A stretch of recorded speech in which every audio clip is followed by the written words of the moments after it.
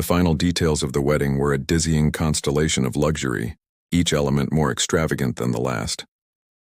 Daniel stood amidst the opulent chaos of the wedding planner's studio, his gaze drifting over sketches of ice sculptures and swatches of silk that cost more than his first car. He was a self-made man, a king in a castle he had built with his own hands, yet a profound unease had begun to coil in his gut. This was all for Chloe, his beautiful, radiant Chloe, whose smile could outshine the chandeliers she so adored. The wedding was to be the crowning jewel of their story, a public declaration of a perfect love. Later that evening, at the pre-wedding cocktail party held at his penthouse, the feeling intensified. The air was thick with the scent of champagne and expensive perfume, the murmur of well-dressed guests a soothing hum.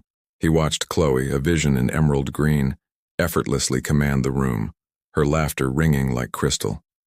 It was then that his old college friend Mark clapped him on the back, his breath smelling of single malt scotch. "To Daniel," Mark slurred, raising his glass. "The man who proved you don't need a title to land a princess, just a hell of a bank account." The small circle of friends chuckled, a good-natured, drunken sound. But the word bank account landed on Daniel's ear with the weight of an anvil. It was a joke, he knew, the kind of ribbing men did. Yet in the shimmering, precarious happiness of the moment, it did not feel like a joke at all. It felt like a key turning in a lock he hadn't known was there. The laughter around him faded into a dull roar as the seed of doubt planted by a careless remark sprouted thorns. His mind, treacherous and swift, began to rifle through a catalog of memories he had previously dismissed. The way Chloe's eyes had lingered a little too long on the Lamborghini in the showroom window, her delicate finger tracing its line. The subtle shift in her enthusiasm when he'd suggested a quiet, rustic honeymoon versus a 5-star tour of the French Riviera. The way she had expertly, almost instinctively, steered him toward the most expensive bottle of wine on every menu, the most exclusive designer for every event. At the time, he had seen it as her having refined taste, a desire for the best. Now he wondered if the best was simply a synonym for most expensive. A cold dread seeped into his bones, chilling him despite the warmth of the room. He looked at her, this woman he was ready to vow his life to, and saw a beautiful stranger. Was it him she loved, or the life he provided? The question echoed in the hollow of his chest, a silent, screaming thing. He could not marry her with this poison in his heart. He needed to know, with an absolute, unshakable certainty, that her love was for the man, not the millionaire. The idea, wild and desperate, formed fully in his mind, a dark solution to a terrifying problem. He would create a test, he would disappear, and in his place he would become someone else, someone with nothing to offer but himself. He would become Jake, a man with grease under his fingernails and empty pockets, and he would see if Chloe's love could survive in such barren soil. The transformation began not with a grand gesture, but with the quiet, gritty details of a life lived on the margins. Daniel's first act as Jake was to secure a home, a single-room apartment in a part of the city where the bricks seemed to weep with dampness and the fire escapes were a tangled web of rusted iron. The air in the hallway was a permanent cocktail of stale cabbage and disinfectant. He paid the first month's rent in cash, the landlord's indifferent eyes scanning the crumpled bills without a flicker of recognition. The key, cold and heavy in his palm, felt like the first shackle in his self-imposed prison. Next came the costume. He bypassed the gleaming storefronts of Rodeo Drive for the crowded, fluorescent-lit chaos of a thrift store. The air here smelled of mothballs and forgotten lives. His fingers, accustomed to the fine weave of Italian silk, brushed against stiff denim and polyester blends that felt like sandpaper. He selected a pair of worn work boots, their soles thin and cracked, and a few flannel shirts that had long since lost their original color. Dressing in the cramped, mildewed bathroom of his new apartment felt like a desecration. The reflection in the speckled mirror showed a stranger, a man with Daniel's face but with the weary posture and hollow-eyed look of someone perpetually bracing for disappointment. He practiced a different walk, a slouch that hid his 6'2" frame, and a softer, less assured way of speaking. The final piece of the disguise was a skill set. He rented a bay in a grimy, oil-stained garage and spent days under the patient, skeptical eye of a retired mechanic named Sal. Daniel's hands, which usually manipulated stock portfolios and signed million-dollar contracts, fumbled with wrenches and dripped with black grease. He learned the language of engines, the knock of a bad rod, the whine of a failing alternator. The physical labor was a strange purge, the ache in his muscles a welcome distraction from the gnawing guilt that accompanied every grease-stained hour. Lying to Sal, crafting a fictional past of dead-end jobs and bad luck, felt like a betrayal of the old man's gruff kindness. He was building a lie, brick by painful brick, and each one was mortared with a profound sense of shame. He justified the charade in the silent, dark hours of the night, lying on the lumpy mattress that smelled faintly of its previous occupants. This test was a necessary evil, a surgical incision to remove a cancerous doubt before it could spread and destroy them both. If Chloe's love was real, it would see through the grime and the poverty. This thought was his only solace. A memory, vivid and unbidden, rose to the surface one evening as he scrubbed engine grease from his knuckles. He was a boy of 10 again, standing with his mother in a discount grocery store, watching her count out coins for a loaf of bread. Her hands were chapped and raw from cleaning other people's houses, her wedding ring a thin, worn band of gold. She had looked at him, her love so fierce and unconditional it was a physical warmth in the chilly aisle. That love had never been contingent on what he could provide. He had clawed his way out of that poverty, amassing a fortune to ensure he would never feel that particular helplessness again. Yet here he was, pretending to be back at the bottom, terrified that the very wealth he had fought for was the only thing that made him worthy of love. The fear was a cold stone in his belly, heavier than any tool in the garage. He was no longer just testing Chloe. He was testing the ghost of the boy he used to be, and he was desperately afraid they would both fail. The scent of roasted coffee beans and steamed milk was a familiar comfort, a world away from the chemical tang of the garage. Daniel, inhabiting the skin of Jake with a practiced unease, sat at a small, wobbly table in the daily grind, a cafe he knew was on Chloe's route to her morning yoga class. He clutched a chipped ceramic mug of black coffee, the bitter liquid a stark contrast to the artisanal pour-overs he usually enjoyed. His heart was a frantic drum against his ribs, a wild, trapped thing beneath the coarse fabric of his thrift store flannel. Every nerve was taut, tuned to the chime of the door. He watched the street through the smudged window, the parade of polished professionals and wealthy retirees, feeling like a ghost observing the living. Then she was there, a sudden, brilliant splash of color in the monochrome morning. Chloe stepped inside, a vision in a cream-colored cashmere coat, her blonde hair catching the weak morning sun like spun gold. She moved with an innate grace, a sense of ownership over the space she occupied. Daniel's breath hitched. For a dizzying second, he was just Daniel again, her fiancé, filled with a swell of possessive pride and aching love. The impulse to stand, to go to her, to feel her arms around him, was a physical pull. But he remained Jake. He waited, timing his movements with a precision born of desperation. As she turned from the counter, a delicate porcelain cup in her hand, he rose, deliberately bumping his knee against the table. His own cheap coffee sloshed over the rim, a dark stain spreading on the worn wood, and he stumbled forward, colliding with her with a calculated clumsiness. The impact was slight, but the result was perfect. Her latte sloshed, a milky brown droplet landing on the pristine sleeve of her coat. "Oh, I am so sorry, ma'am," he mumbled, layering his voice with a nervous, working-class rasp. He pulled a grimy bandana from his back pocket, a prop he had chosen for its sheer inadequacy. "Clumsy of me. Here, let me—" He reached out as if to dab the stain, his hand, deliberately smudged with a faint, lingering trace of grease from that morning's work, hovering near the expensive fabric.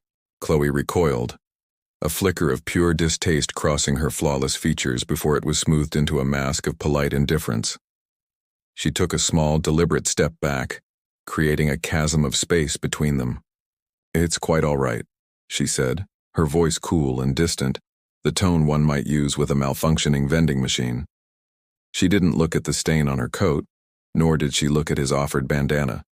Her eyes, a stunning shade of blue that had once captivated him, swept over him in a single, dismissive glance, taking in the worn boots, the faded jeans, the hands that were all wrong.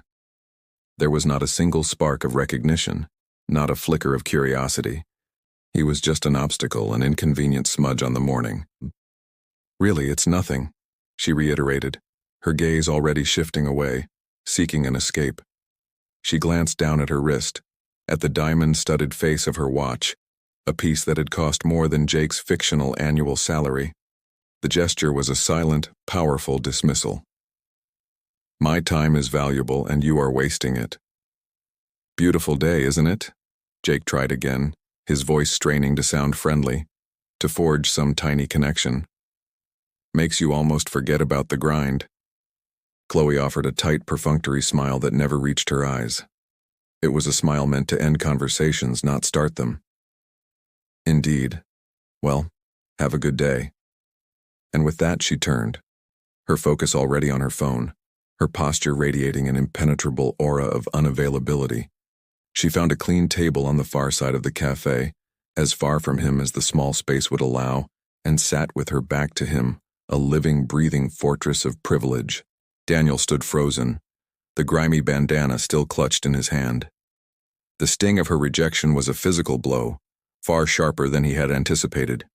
He had prepared for suspicion, for curiosity, even for anger.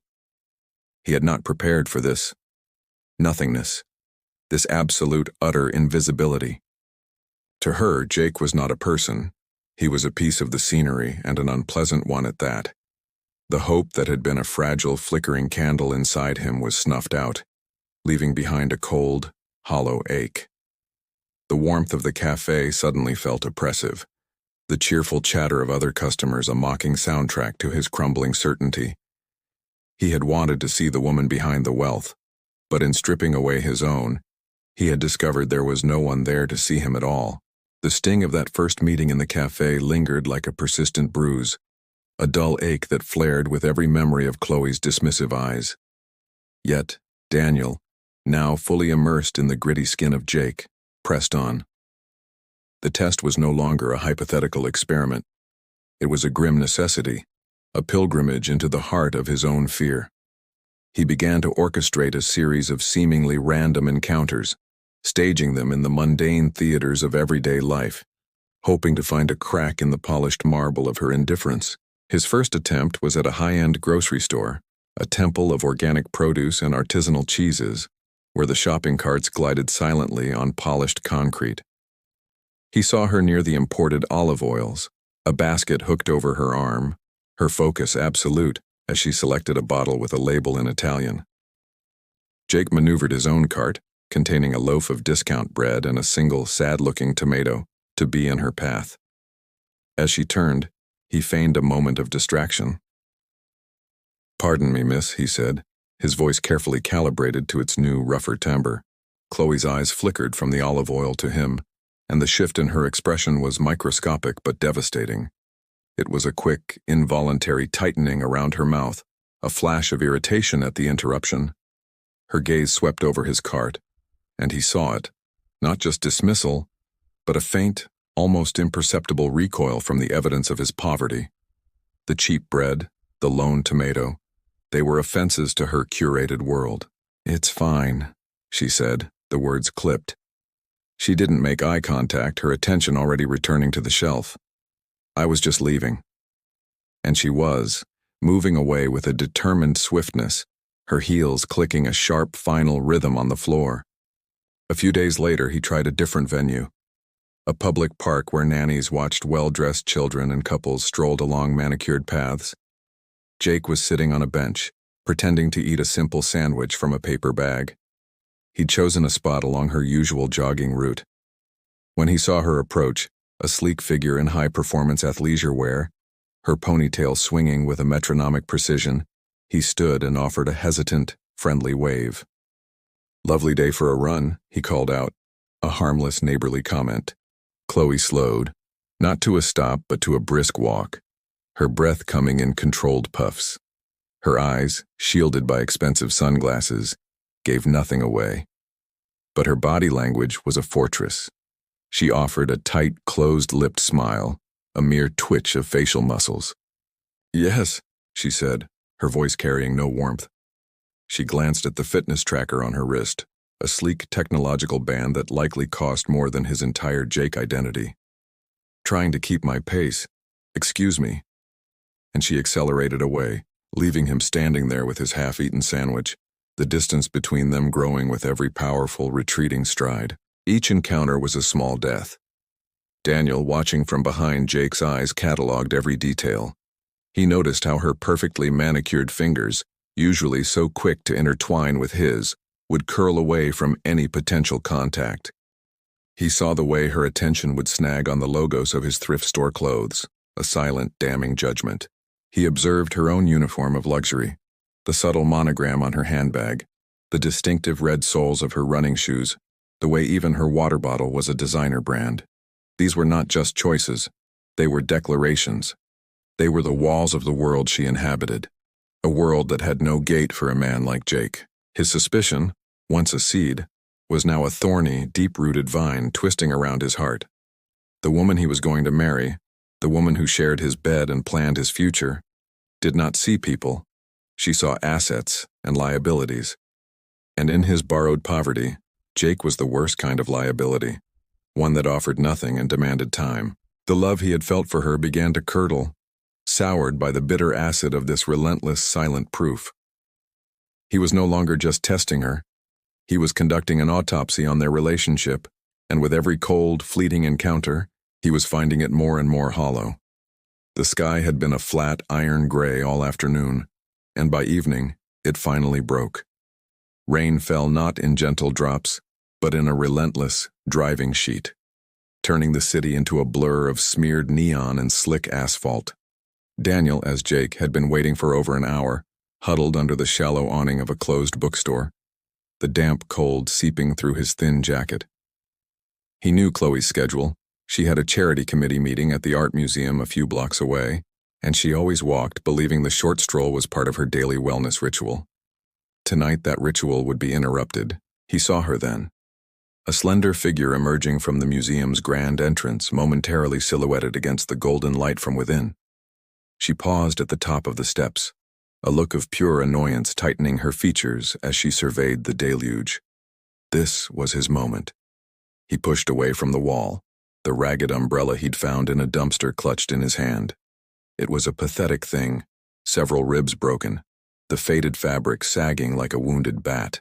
He jogged across the sidewalk, the rain immediately plastering his hair to his forehead. "Miss?" he called out, his voice raised over the drumming on the pavement. "You'll catch your death. Here, take this." He thrust the broken umbrella toward her, the gesture meant to be one of clumsy, earnest chivalry. Chloe turned, and her eyes, initially hopeful at the sound of a voice, hardened into icy contempt as they landed on him. On Jake. Her gaze swept from his rain-soaked hair, down his sodden, cheap jacket, to the pitiful offering in his hand. A short, derisive laugh escaped her lips, a sound as sharp and cold as shattered glass. "That?" she said, her voice dripping with a scorn that made the rain feel warm by comparison. "I'd rather get wet." She didn't even bother to look at him fully, her attention already on her phone, her thumbs flying across the screen with practiced efficiency. Within seconds, the screen glowed with the confirmation of a premium rideshare, a black car just 2 minutes away. Jake stood there, the broken umbrella still extended, water streaming down his face. He was a statue of futile kindness. The frustration of the past weeks, the accumulated weight of her dismissals, boiled over. He wasn't sure if the words were part of the act or a genuine, desperate plea from the man buried beneath the disguise. "A little rain never hurt anyone. It's a long way. I could walk with you. Make sure you get home all right." This finally made her look at him. A full, scathing assessment that stripped him bare. Her lip curled. "Do I look like I need an escort? Or your charity?" She said the last word as if it were something foul on her tongue. She shook her head, a lock of perfect blonde hair escaping her hood. God, the sheer audacity. wasting my time with losers who have nothing better to do.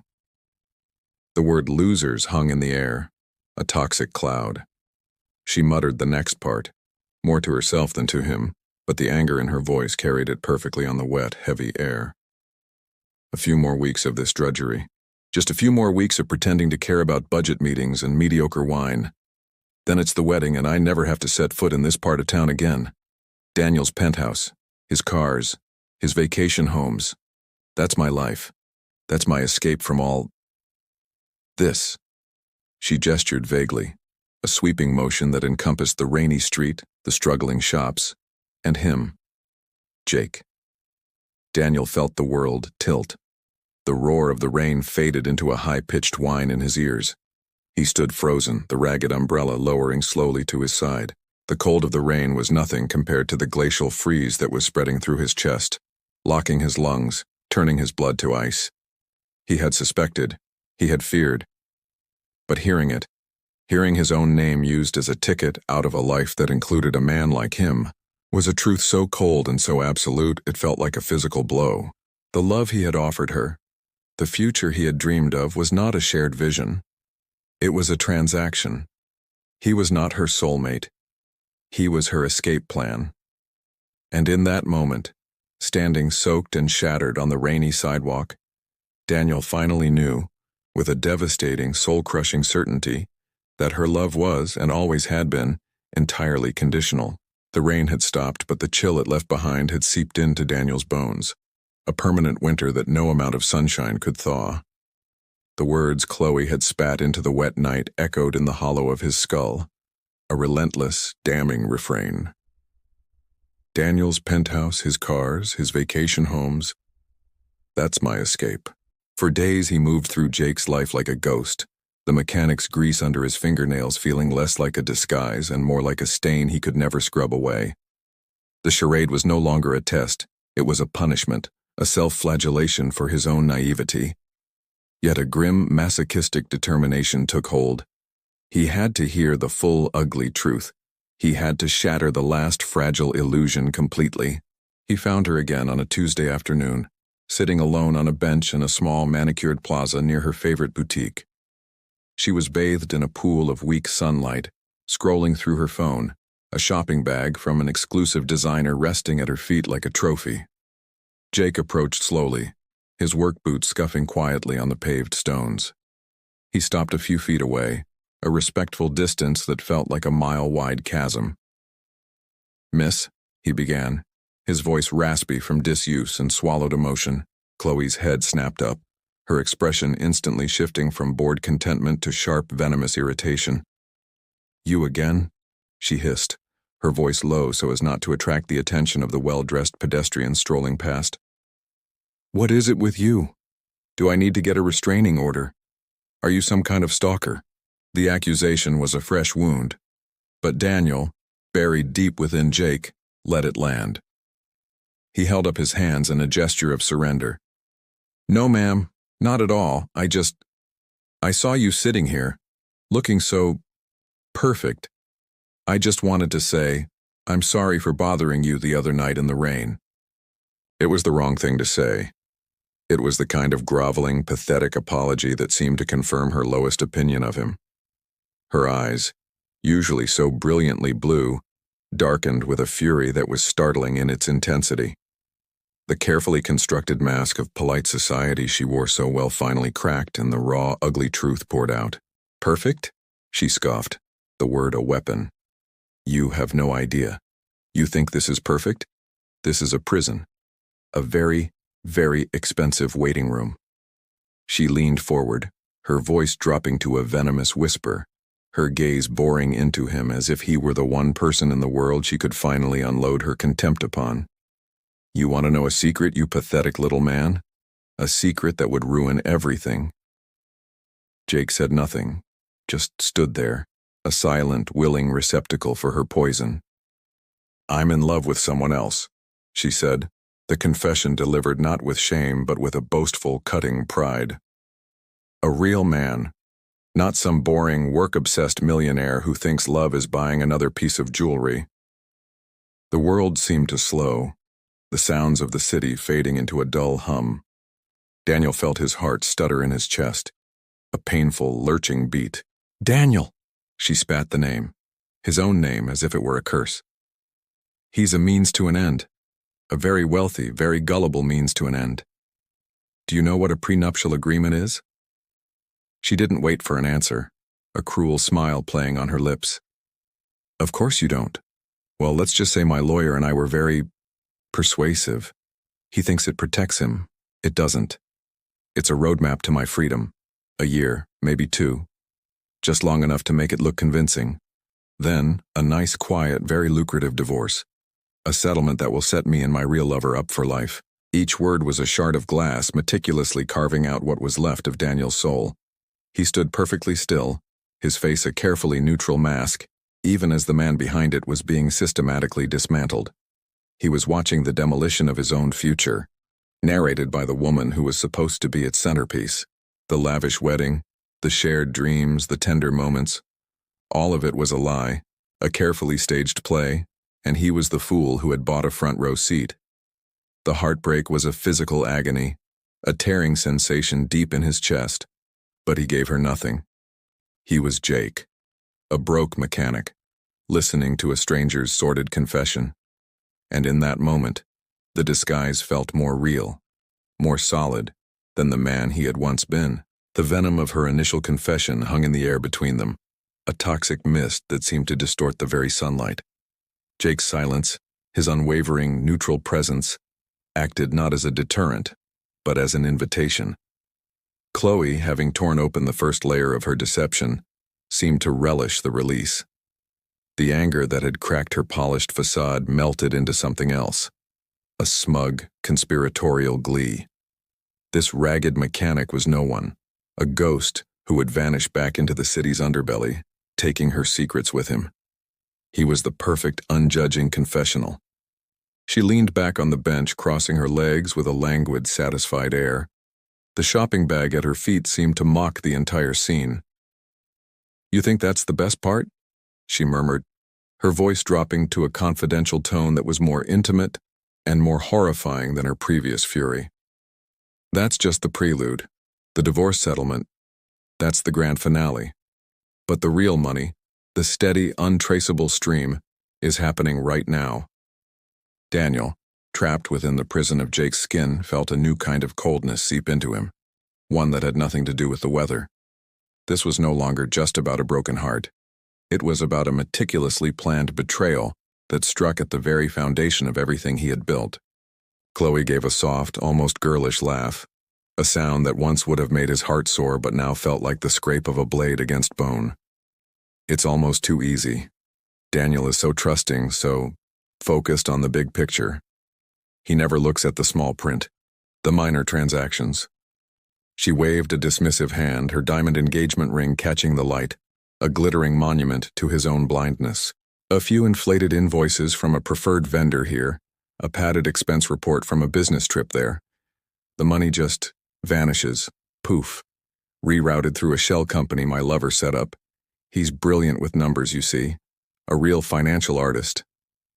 The word lover was a fresh stab, but the revelation of embezzlement was a mortal wound. Daniel's mind, the mind that had built a financial empire from nothing, raced, connecting disparate threads he had foolishly ignored. The unexplained budget overruns in the marketing department. The consistently high costs from a new logistics partner Chloe had personally recommended. He had trusted her business acumen, had been flattered by her interest in his work. All of it, a carefully laid trap. "Daniel thinks he's a self-made king," she continued, a note of genuine amusement in her voice. "But he's just a mark, a piggy bank waiting to be cracked open. We're not just taking his future, we're draining his present, and the fool doesn't have a clue. He's too busy playing the devoted fiancé, planning a wedding to a woman who can't stand the sound of his voice." She shook her head, a smile playing on her lips. "The look on his face when he finds out. It's going to be priceless. Almost as good as the look on his face when he realizes the man he considers a business rival is the one I'm actually in love with."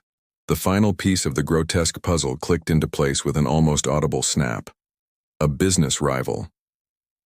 His mind instantly supplied a name, a face, a man he'd shared cordial drinks with, a man whose company had been nipping at his heels for years.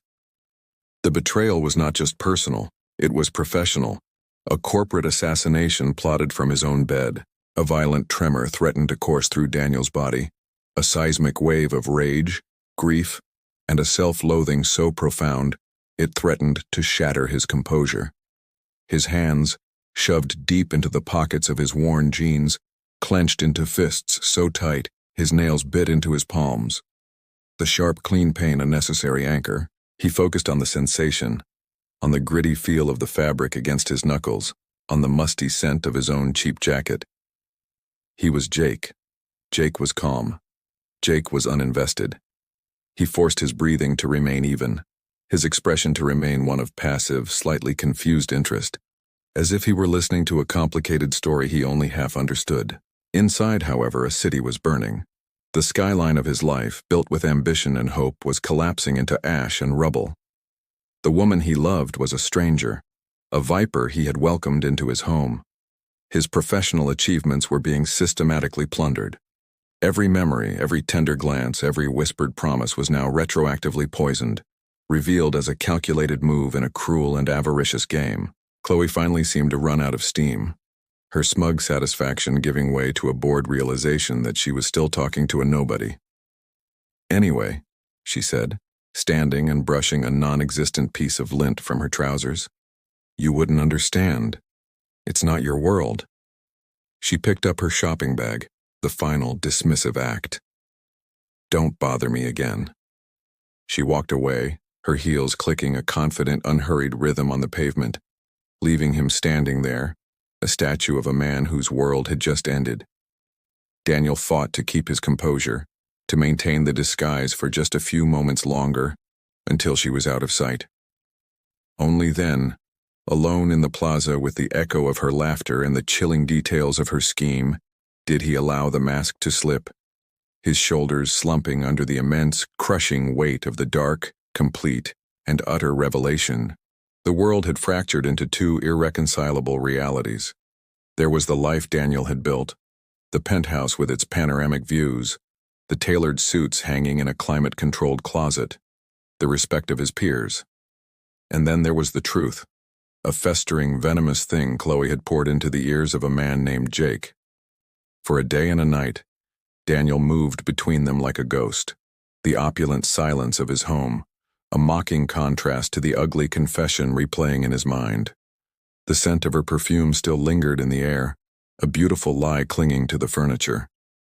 He could not stay here, surrounded by the artifacts of a future that was now a funeral pyre. He packed a single bag, told his assistant he was taking a sudden, urgent business trip, and checked into a sterile, anonymous hotel room downtown. Here, surrounded by beige walls and generic art, he could finally begin the grim autopsy of his own life. His first call was to a discreet, highly recommended private investigator named Miles.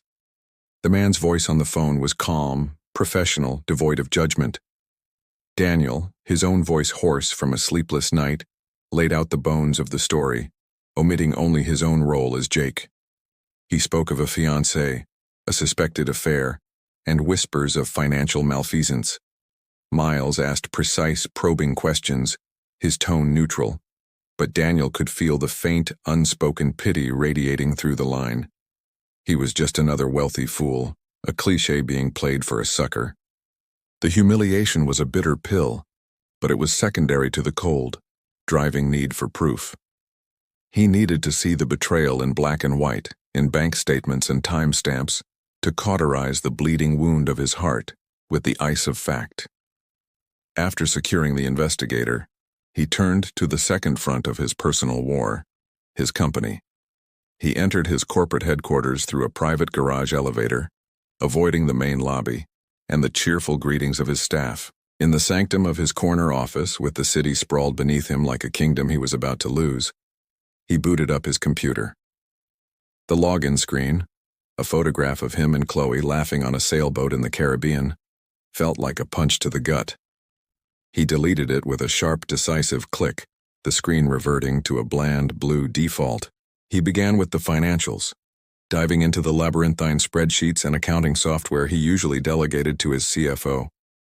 For hours, he was no longer a betrayed fiancé. He was an auditor, a forensic accountant, hunting for the ghost in his own machine. At first, everything appeared pristine, the numbers aligning with the quarterly reports he'd proudly presented to his board. But as he dug deeper, focusing on the specific departments and vendors Chloe had shown an unusual interest in, the discrepancies began to emerge like hairline cracks in a dam. Invoices from a marketing consultant she had championed were 20% higher than industry standard. Expenses for a series of client retreats she had helped organize featured charges for luxury services that were never logged in the event manifests. The amounts were cleverly scattered, never large enough to trigger automatic flags, but when he isolated and tallied them, they formed a significant, steadily bleeding stream. It was exactly as she had boasted to Jake, a slow, systematic siphon of his company's lifeblood. As he stared at the glowing numbers, a memory, vivid and unbidden, ambushed him. He was back in his old apartment, the one he'd had before the fortune, cooking dinner for Chloe. It was a mess, with boxes everywhere, and a leaky faucet he hadn't had time to fix. She had walked in, wrinkled her nose at the chaos, but then her eyes had met his, and she had smiled, a real, unguarded smile that reached her eyes. She'd wrapped her arms around him, resting her head on his chest, and whispered that she didn't care about the apartment, she only cared that he was in it. The memory was so potent, so filled with the warmth of a love he had believed was real, that it clashed violently with the cold evidence on the screen. The tenderness of that moment, the feeling of her head against his heart, was now retroactively poisoned, revealed as just another line in a script she was performing. The shattered trust was not just a concept. It was a physical void inside him, an emptiness where his future used to be. He closed the financial files, the screen going black, and sat in the silent, expensive office, a king surveying the ruins of a kingdom betrayed from within. The hotel room had become a command center for a war Daniel never saw coming. For 3 days he existed in a state of suspended animation, the plush carpet and soundproofed walls insulating him from a world that had been revealed as a lie. He survived on room service coffee and a cold, focused rage that was the only thing holding his shattered pieces together. Then, the call came. Miles, the private investigator, his voice as dry and factual as a legal document, requested a meeting. There was no urgency in his tone, only the quiet finality of a man presenting an autopsy report. Miles arrived precisely on time, a nondescript man in a neutral-colored coat carrying a simple leather satchel that seemed to contain the wreckage of Daniel's life. He accepted a bottle of water but declined a seat, preferring to stand near the window, the gray cityscape a fitting backdrop for the conversation. "It's all true," Miles began without preamble. He opened the satchel and laid a series of photographs and documents on the glass coffee table. The first was a telephoto shot of Chloe, her laughter bright and unforced, walking arm in arm with a man whose face sent a jolt of pure, undiluted fury through Daniel's system. It was Marcus Thorne, the charismatic, aggressively ambitious founder of a rival tech firm. A man Daniel had shared a podium with at industry galas, a man whose company had been aggressively poaching his mid-level executives for months. The betrayal was not just personal, it was a targeted corporate strike. Miles's finger, calm and precise, tapped another document, a complex flowchart of shell companies and offshore accounts. "They've been sophisticated," he stated. "The embezzlement follows the pattern you identified. Inflated invoices, phantom vendors. The funds are filtered through 2 holding companies registered in the Caymans, then consolidated here." His finger landed on an account under Thorne's name. "The total so far is just shy of 2 million, a slow bleed, designed to avoid detection until it was too late."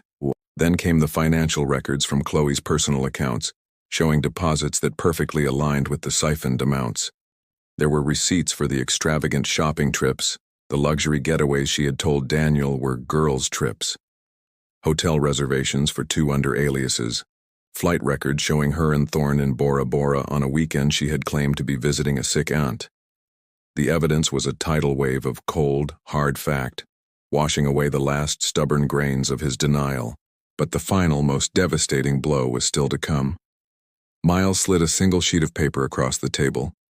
It was a draft of a prenuptial agreement, but this one was heavily annotated in Chloe's looping handwriting.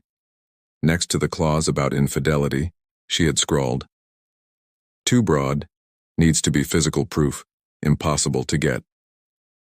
Next to the section on asset division after a short-term marriage, she had circled a percentage and written, "Push for 40%.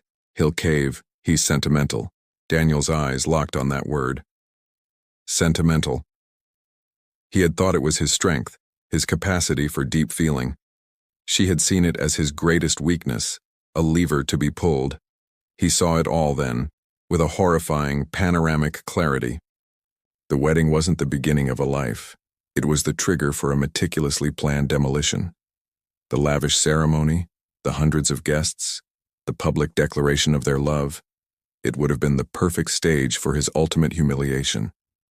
He would have stood at the altar, a smiling, oblivious fool, while the woman beside him and her lover calculated their first-year payout. The marriage would have been a short, brutal siege ending in a divorce that would have bled him dry financially and eviscerated his reputation.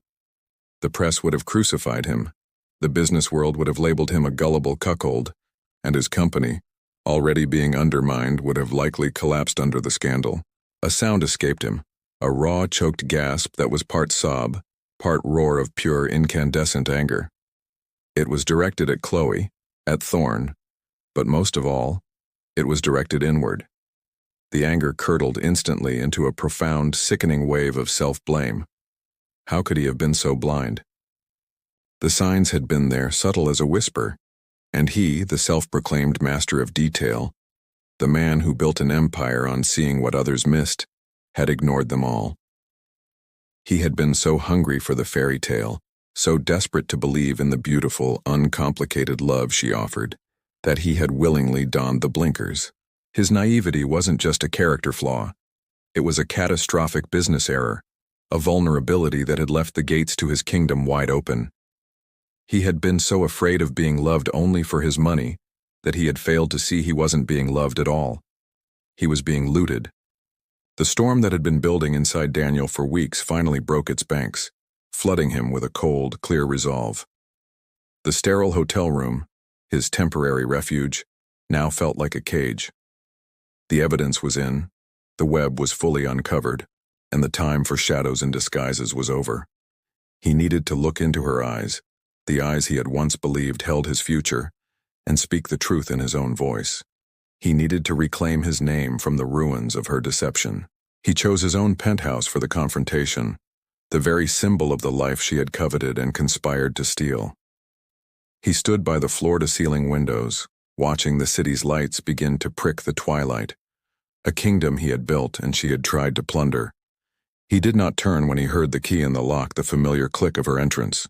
He waited, letting the opulent silence of the space press down on her. "Daniel? You're back early. Is everything all right?" Her voice was a carefully modulated instrument of concern, a melody he now recognized as utterly false. He turned slowly. She was a vision, as always, in a silk dress the color of champagne, her hair catching the last of the evening light. For a heart-stopping second, the old ache of love and desire flared, a ghost pain from an amputated limb. Then he saw it, the calculating gleam in her eyes, the slight tension around her mouth as she took in his rigid posture, his empty hands. There were no flowers, no gifts, no welcoming embrace. "It's over, Chloe," he said, his voice quiet but carrying the weight of shattered stone. Her perfectly sculpted eyebrows furrowed in a show of confusion. "What's over? The wedding planning? Darling, I know it's stressful, but we're almost there." She took a step toward him, her hand outstretched in a gesture of placation. Daniel didn't flinch. He reached for the manila folder on the glass table beside him, its contents feeling like a block of ice in his hand. He didn't thrust it at her. He simply held it, a silent, damning accusation. The wedding, the engagement, this entire fiction. He opened the folder and laid the first photograph on the table, the shot of her and Marcus Thorne, their intimacy captured in stark, grainy detail. Her face went through a rapid, fascinating series of transformations. The initial practiced confusion tightened into shock, her eyes widening as they darted from the photo to his face. Then, just as quickly, the shock was burned away by a flash of pure, undiluted panic. It lasted only a second before being submerged by a rising, defensive fury. "What is this?" she snapped, her voice losing its melodic quality, turning sharp and brittle. "Are you having me followed? This is insane. This is some photoshopped lie. Who is this man? I've never seen him before." Daniel remained immovable, a cliff against which her waves of denial broke. He laid down another document, the flowchart of the shell companies, the embezzlement laid bare in lines and boxes. "The money, Chloe. The $2 million so far. Filtered from my company, from the vendors you recommended into accounts you share with your financial artist." Her denial grew more frantic, her hands fluttering in the air. "This is ridiculous. You're paranoid. You've been working too hard. You're seeing conspiracies everywhere." She took a step back, her eyes scanning the room as if looking for an escape route, her composure cracking at the edges. "I can't believe you would accuse me of this after everything I've given up for you." The sheer audacity of the statement seemed to shift something in her. The fear and the frantic denials coalesced into a new, more aggressive strategy. Her posture straightened, her chin lifted, and her eyes narrowed, the blue turning to ice. The victim was gone. The accuser had arrived. "You know what this is?" she hissed, her voice low and venomous. "This is about control. It's always been about control with you. You can't stand that I have a mind of my own, that I have opinions. You want a doll, a pretty little thing to sit on your arm and agree with everything you say. This investigation is just your way of punishing me for not being your perfect, subservient little wife." Daniel watched her, a strange, detached pity mixing with his rage. He saw the performance for what it was, a desperate last-ditch attempt to reframe the narrative, to paint herself as the victim of his tyranny. He said nothing, letting her words hang in the air, letting her hear their hollow ring. The silence seemed to infuriate her more than any rebuttal.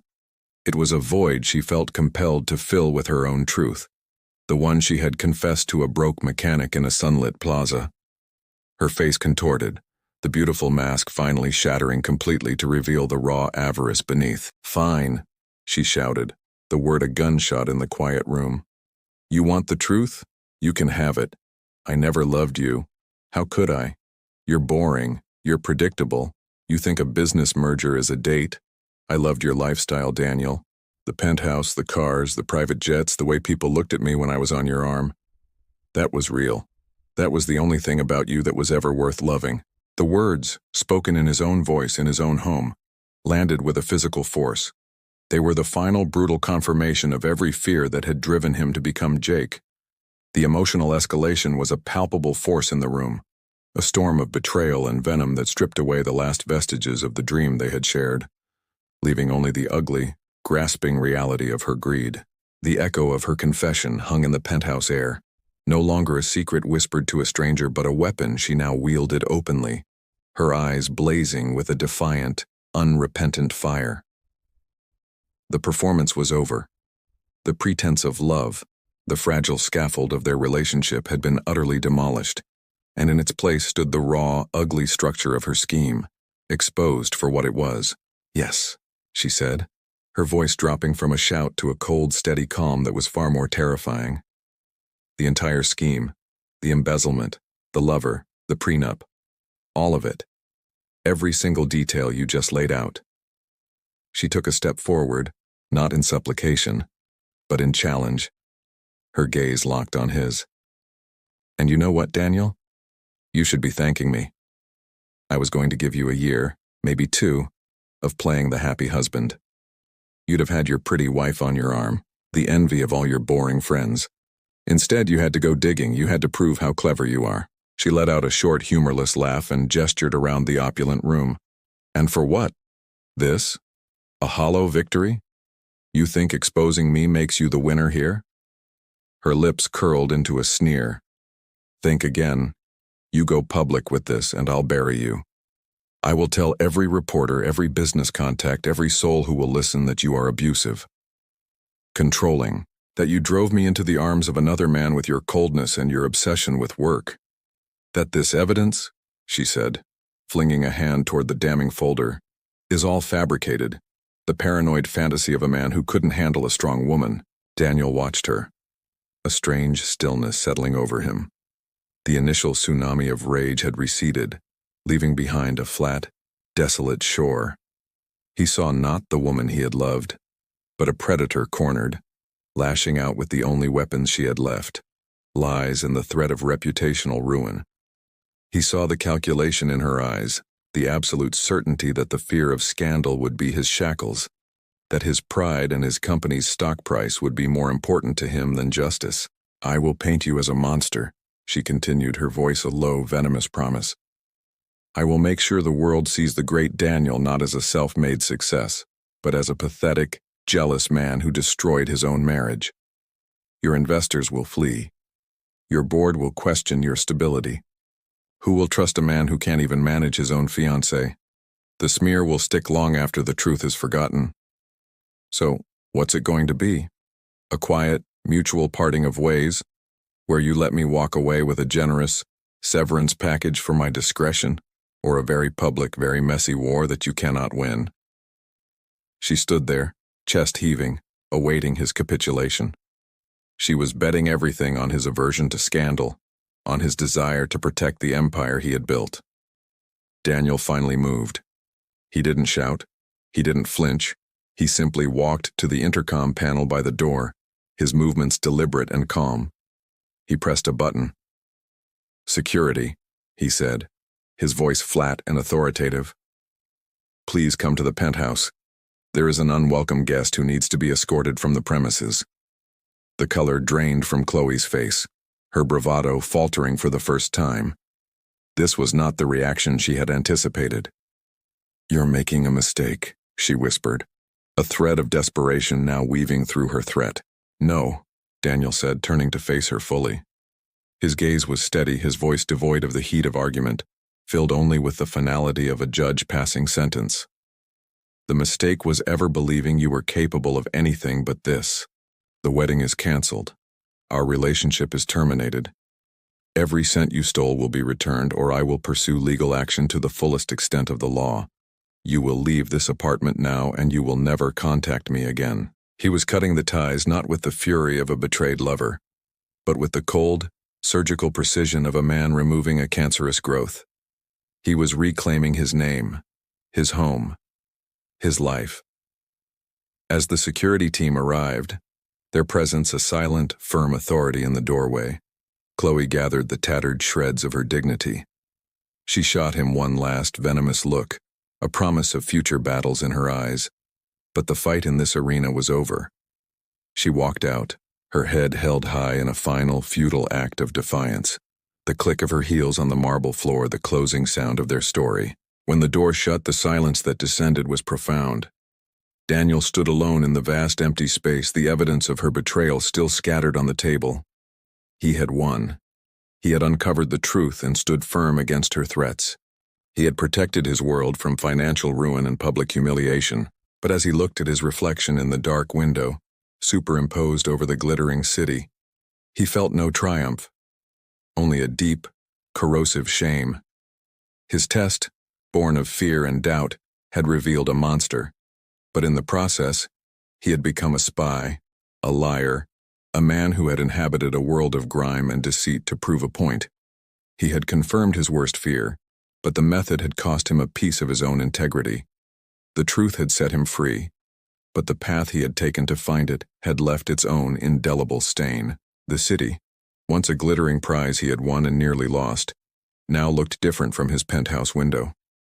The lights were no longer just symbols of his success, but individual beacons in a vast, interconnected human tapestry. Months had passed since the confrontation. The silence where Chloe's presence had been now filled with the quiet hum of a life rebuilt, not on the shaky foundation of suspicion, but on the solid bedrock of hard-won truth. The legal battles were settled, the embezzled funds recovered, the scandal contained to a few hushed boardroom conversations. The public story was one of an amicable parting of ways, a narrative he controlled with a detached professional calm.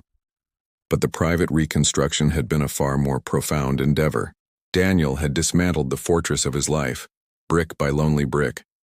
He sold the penthouse, its opulent memories too tainted, and moved into a smaller, sun-filled home that felt like a sanctuary, not a statement.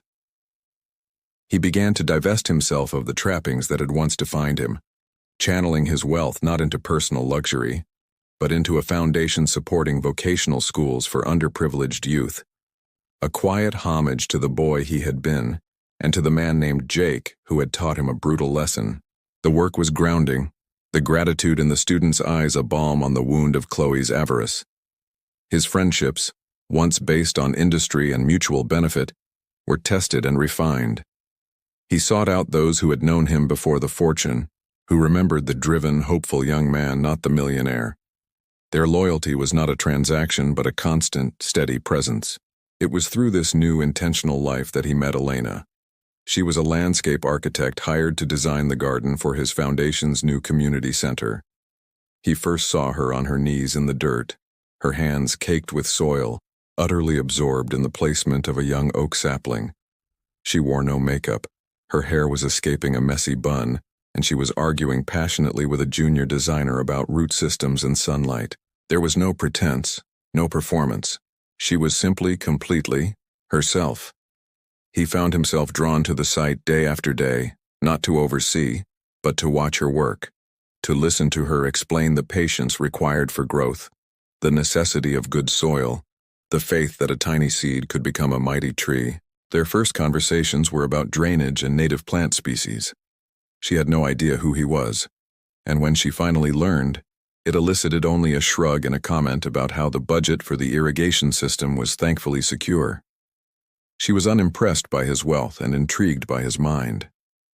They began taking long walks after her work was done, talking about everything from philosophy to their favorite films. With Elena, there were no tests, no hidden agendas. He was just Daniel. The simplicity of it was a revelation. One evening, they sat on a bench in the nearly finished garden, the scent of turned earth and night-blooming jasmine hanging in the air. Fireflies winked in the gathering dusk, and the city's distant murmur was a soft lullaby. He looked at her, at the way the fading light caught the honest lines of her face, and he felt a quiet, unshakable certainty settle in his soul. It was a feeling entirely different from the dizzying, precarious passion he had felt for Chloe. This was deeper, calmer, a connection that felt not like a conquest but like a homecoming. In the profound peace of that moment, his mind finally allowed the full final monologue to form, the last chapter of the story that had begun with a seed of doubt. He acknowledged the steep price of trust, the scar tissue that would always remain from Chloe's betrayal, and from his own complicity in the charade. He had sought certainty through deception, and while it had revealed a horrifying truth, it had also shown him the man he never wanted to be again. The test had been a failure of faith, a violation of the very vulnerability that true connection demands. He vowed then silently to the stars and to the woman beside him to never build such walls again. He would love openly, with the full terrifying knowledge that to be truly known was to be vulnerable to being hurt.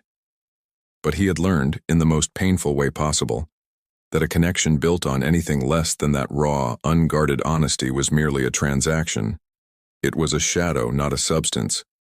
And as Elena's hand found his in the twilight, her touch a simple, unasked-for gift, he knew he was finally ready to step out of the shadows and into the clear, honest light of a new dawn.